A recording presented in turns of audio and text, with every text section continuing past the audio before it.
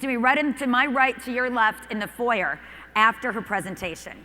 But for now, please sit back and enjoy Karen McCullough.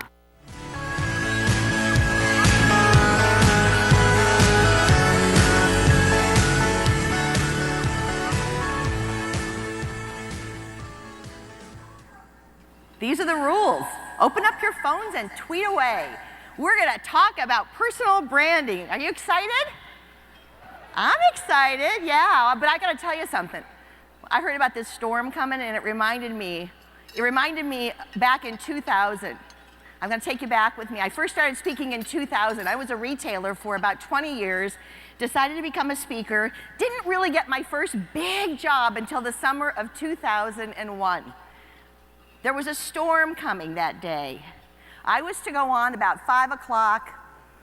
I decided to get to the hotel early because this storm had a name, okay? So I got there about 2 o'clock. Meeting planner wasn't there, looked at all the chairs, got excited. I'm looking at the screens, I'm ready to go. 3 o'clock, nobody's there. The help is starting to say that the storm is really big, yeah. Nobody's gonna come. Nobody's gonna come. 4 o'clock, nobody's there. I'm going on at 5. 4:30, I'm getting my things together, ready to go home. And then one woman comes in the back, all the way in the back. She plops herself down right where you are, sir. So I'm gonna ask you guys, could you do it for one? Could you? I didn't think I could. I didn't know if I could do it for one. So I read my card. My card said inspirational, educational, motivational. I said, I'm gonna go out there and I'm gonna do it. I gotta be honest with you, I was good. When I told a funny story, she laughed. When I told a sad story, her eyes welled up with water. We were bonding. When it was over, I said, hey man, you were such a good audience. You wanna go get a bite to eat? She said, I'd love to, Karen, but I'm the next speaker. Could you do it for one? That's the question I'm asking you. Could you do it for one? And the answer is, yeah, you do it for one every day. Actually, you're doing it today and tomorrow 6 times a day. I heard one-on-one for 6 minutes. And so the question is, what is your brand, okay? Now, I get hired, this is interesting, by a lot of companies who have fabulous brands. They don't bring me in to talk about their brands. They actually bring me in to help their employees understand their value, understand their brand, understand the power that they have in talking positively about themselves and spreading their brand throughout their companies. And so I've worked with P&G 4 or 5 times. These are top brands. People don't realize that they too have a brand when they work for brands. So today, as I'm talking, some of you will be talking and thinking about your company brands, some of you about your association's brands, but really this is about you, okay? This is about your brand. And I think that it starts with 3 things. It starts, number 1, we have to learn respect. We respect you. After we respect you comes trust. After trust, we see your value. So these are the 3 principles behind personal branding. So today we're gonna help you build a remarkable brand as you're eating. Some of this will be chit chat. I don't mind if you talk amongst yourselves, because this is really about exploring who you are. So let's think about a company brand, okay? So the one that I think has the strongest brand is, what do you think of when you think of Disney? What do you think of? Money, expensive over here, yeah. Besides being expensive, what do we think of? We think of fun, right? And so their brand is about being the fun makers of the world, and they put a smile on your face. And what about, we're in Chicago, I would think about Oprah. As soon as I flew into Chicago, I thought about Oprah. What about her brand? They say she has one of the biggest personal brands out there. So what do you think when the name Oprah comes to mind? Education, generosity, money? She's a billionaire right now. Some of us are wondering, like, what is she doing right now? But we know, we have confidence that she is going to take that brand and she's going to do something else, and we expect great things from her. So what do people think when your name is mentioned? Do you have any idea? Because you see, branding is about what we think when your name is mentioned. Yeah, they think that one's funny over there, right? So when I first started today, I looked at my card. If you were going to create a card, and that card just had 3 words on it that really told people about you, what 3 words would you pick? So I want you to be thinking about the words that really describe who you are, describe what you do, so that I have a really strong idea of you in my head. The quicker that we establish a brand, the quicker decision makers connect with us. I think this is really important. We connect with you when we get you, when we understand you. So the quicker that you establish a brand, the quicker you're going to make that connection. And today and tomorrow, you're connecting with people for 6 minutes. We're talking for 6 minutes. And those 6 minutes are really important. So what is it that you want people to remember? My machines just went out. So what I'm going to do is I'm going to talk to you a little bit about branding. I'm going to give you a little branding story. And I call it Branding 101. So I'm going to ask you a question. I'm a retailer, come from retail 20 years, sold preppy clothes, Ralph Lauren clothes, the king of branding.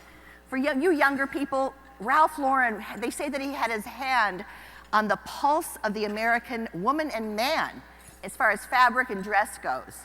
Is there anybody in here that doesn't remember Ralph Lauren? If you saw him today, he's getting old. You don't, right back there, little Gen Y. He'd probably come in a walker. He's old, but he's the king of branding as far as fashion goes.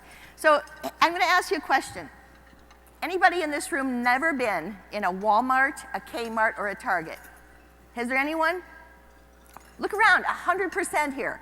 This is the first time we've ever had 100% of a question. So I'm going to talk about Walmart, Kmart, and Target, and I'm going to explain branding to you, okay? So let's go back. We're going to go back to the 1960s. 1960s, that was a long time ago. Back then, people shopped in dime stores. A dime store was a store where you pulled up, went in, and everything in it was pretty reasonable, right?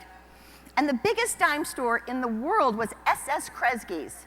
SS Kresge's, they decided that they wanted to be different, that they wanted to create a discount store, which was a new principle, a new idea back in the 60s. So they got a group of people together, just like maybe you at this table, and they said, what is going to differentiate us? What will be the differentiator from the dime store? And they wrote words down like, we're going to be bigger, we're going to be cheaper, we're going to sell everything, we're going to sell your baby food, and we're going to sell car tires in there. And we are going to have, wait till you hear this, a parking lot. You see, the dime store you had to pull up. Now we're going to put a parking lot. Can you imagine? Around this store, it's going to be called a box store. And people are going to be able to drive in, park their car in this big parking lot, and shop. And our biggest differentiator is going to be a blue light special. Yeah, remember that? So when you're shopping in the store, we put something really cheap on sale, and we would say, attention Kmart shoppers. We have a blue light special going on. And this was going to really rock the world. About the same time, in the 60s, a guy named Sam Walton decides he's going to do something bigger and better. He's going to build a discount store, but there's going to be a differentiator. And that's what I want you to be thinking about. The differentiator between Walmart and Kmart was going to be size. Bigger, cheaper, more. And we're going to put them in, does anybody remember? Small towns. Pro-America. We're going to be this Americana. We're going to have small towns shop with us.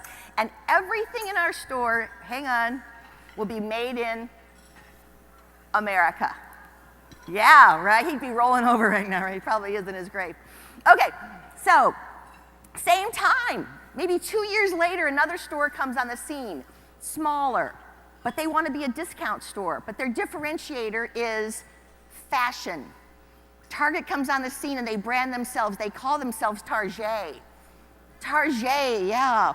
It's got that idea of maybe Paris, France. You know, it's going to be discount clothes, but cheaper.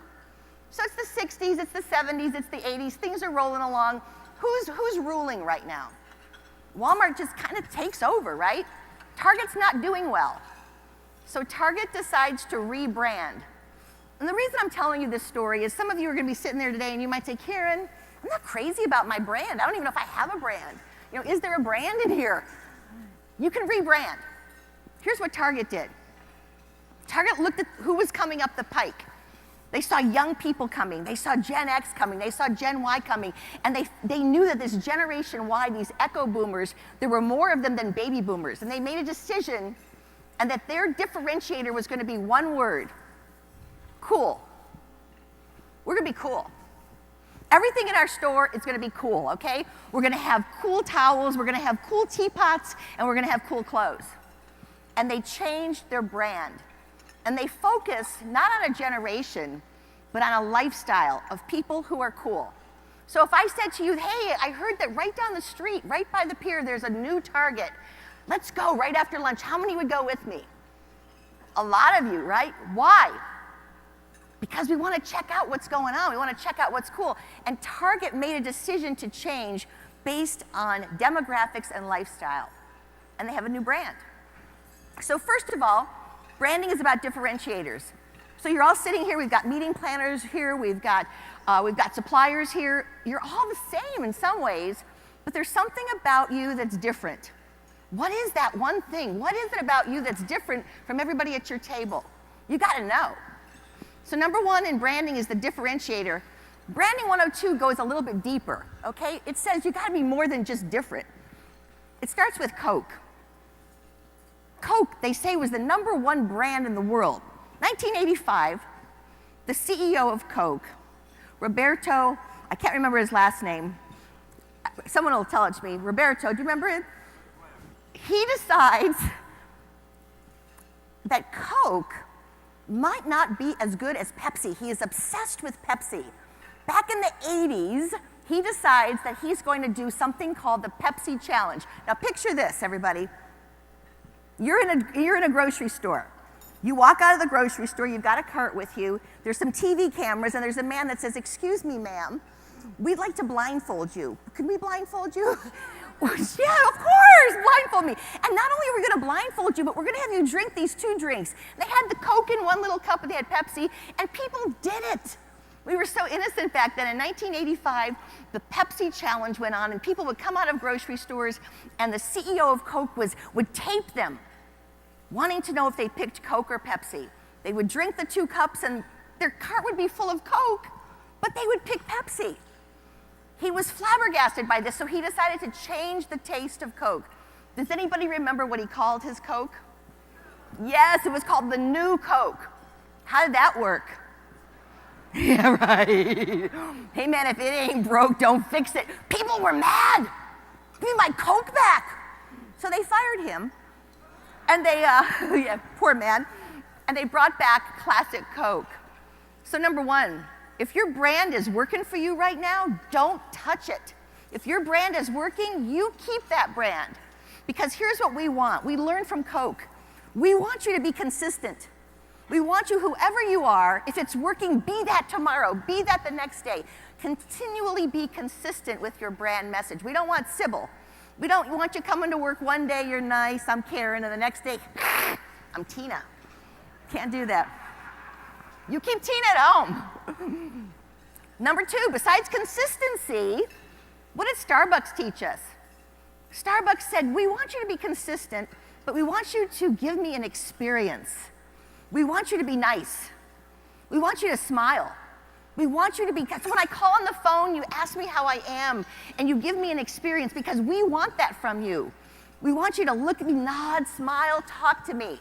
Starbucks said the brand has to have an experience.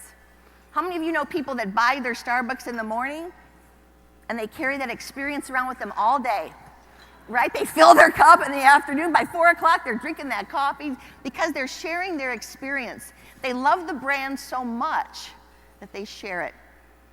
So now we want you to be different, we want you to be consistent, and we want you to have an experience. But there's one more thing we want before we get into it. We want you to be smart. Apple comes along and they said, hey, we're gonna be cool, we're gonna be consistent, but here's one thing about us, we are gonna take you around the corner. We're gonna show you the future. We wanna know the future of meetings. We wanna know what's gonna work next month. We wanna know from you what's gonna work next year. And so we want you to be educated on this. We want you to share and teach us, because Apple is our teacher. Apple shows us a window to the future and says, you can have this. Especially you that are the early adopters, you can have it for 3 times the money everybody else is gonna pay. We know, because you love us so much, you will pay for it, and you don't care. I mean, it's an amazing brand, isn't it?